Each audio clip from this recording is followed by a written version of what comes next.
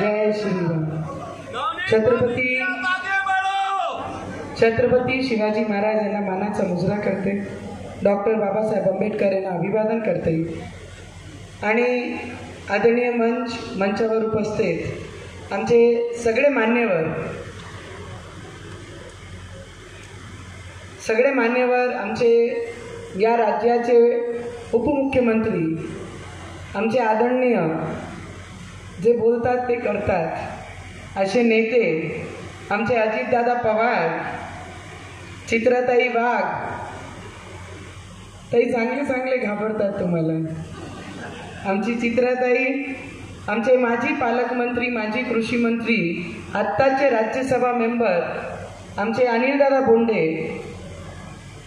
प्रवीणदादा पोटे, आपले बंडेरा मतदारसंघाचे आमदार रवीजी राणा, चंद्रकांत दादा ठाकरे जिल्हा परिषद अध्यक्ष वाशी, हेमंतदादा काळमे, सुरेखाताई ठाकरे, निवेदिताई चौधरी, संगीताताई शिंदे, बाळासाहेबजी वानखडे, रश्मीताई जाधव, पौर्णिमाताई सवई, लताताई देशमुख, चेतनजी पवार, संजयदादा तटे, नितीनदादा धांडे, देशमुख महाराज, सुरेखाताई लुंगारे, रणजितदादा बंड, नानक रामजी नेपनानी, किरणताई मोहल्ले, डॉक्टर गणेशजी खारकर, बापूसाहेब देशमुख आमचे काका आणि जयंतराव काका वानखडे, राऊत काका, सुमतीताई ढोके, आशिषदादा आतकरे, फक्त महाराष्ट्र माझा राहिला पाहिजे त्याकरिता छत्रपती शिवाजी महाराजांनी या महाराष्ट्र तेव्हा निर्माण केला आणि त्या विचारावर चालणारे आपण सगळे आज या मंचावर उपस्थित आहेत।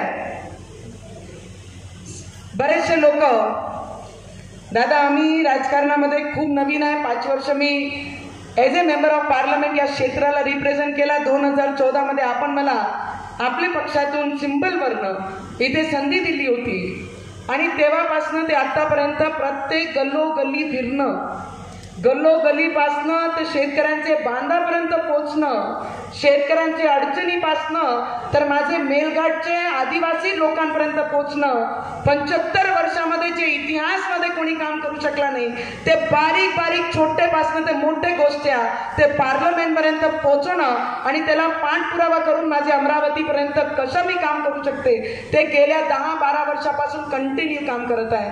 नवनीत राणा मोठ्या नावाची गरज नाही आहे, नवनीत राणा मोठी नाही आहे, नवनीत राणा एक सामान्य कार्यकर्ता म्हणून या जिल्ह्यासाठी दिवस रात्र एक करत आणि रक्ताचा पाणी या जिल्ह्यासाठी दिलेला आहे।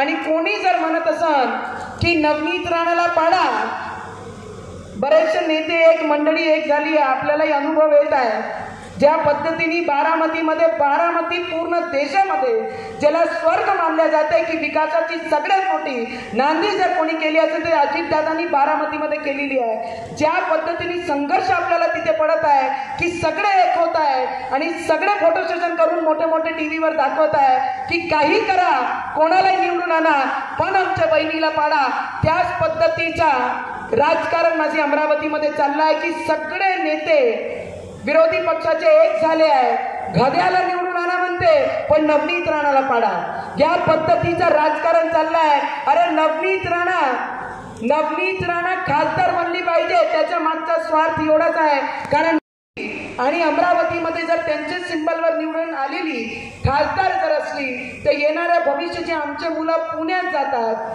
औरंगाबादला जातात, मुंबईला जातात, हैदराबादला जातात काम करण्यासाठी। येणाऱ्या भविष्यामध्ये आमचा विजन आहे। मी नवीन जरी असली राजकारणामध्ये गावागावात राजकारणी जसा पेरतात ते पेरणं जर मला नाही आला पण मला विकास कसा करायचा, पोटतिडकीने पार्लमेंटमध्ये माझ्या क्षेत्राच्या विकासाबद्दल मी कसे माझे प्रश्न मांडले पाहिजे। मला माहिती आहे दादांनी म्हटलंय की प्रश्न मांडण्यासाठी फक्त प्रश्न मांडण्याने विकास होत नाही, पण त्याच्यासाठी जे पोटतिडकीने त्या पार्लमेंटमध्ये स्वतःला लहान समजून प्रत्येक मोठ्या नेत्यांपर्यंत जाणं, त्यांच्या ऑफिसपर्यंत जाणं, माझे टेक्सटाईल पार्कसाठी 1 वर्ष संघर्ष केला मी। जेव्हा मोठ्याने तिथे बोलले एक निर्दलीय खासदार म्हणून जेव्हा तिथे मी उभे राहून पार्लमेंटमध्ये बोलत असताना तर सगळे माझ्या चेहऱ्याला पाहत होते की हे एकटी आहे, पण आपल्या क्षेत्राचा प्रत्येक प्रश्न त्या पार्लमेंटपर्यंत पोहोचवते आणि प्रत्येक मंत्र्यांचे ऑफिसपर्यंत जाते। ती पोटतिडकी या जिल्ह्यासाठी मी गेल्या 5 वर्षापासून दिलेली आहे। त्याच्यामुळं मगाशी चित्राताईंचं मी भाषण ऐकलं, इतर माझ्या सहकाऱ्यांचं भाषण ऐकलं. त्यांनी काही मुद्दे उपस्थित केलेले होते, त्याला तोडीसतोड जबाब देण्याचं काम केलेलं आहे. त्याकरता मी अधिक त्याच्यामध्ये वेळ घेऊ इच्छित नाही. परंतु आपण निवडून दिलेल्या महायुतीचे उमेदवार भाजपचे आपले कमळाचं फूल घेऊन हे दिल्लीला आपले प्रश्न समस्या मांडण्याच्या करता चाललेले आहे. आदरणीय मोदी साहेबांच्या नेतृत्वाखाली सुरू असलेली विकासाची गंगा गेले 10 वर्ष आपण सगळेजण पाहतोय. आपल्या अमरावतीपर्यंत ती गंगा पोचवायची आणि आपल्या अमरावतीचं नाव देखील आपल्याला देशामध्ये मोठं करायचं आहे. देशाचा गौरव जगामध्ये वाढवण्यासाठी पुन्हा एकदा या देशाच्या 135 कोटी जनतेची सूत्र ही तमाम भारतीयांना ही मोदी साहेबांच्याकडे देण्याची गरज आहे.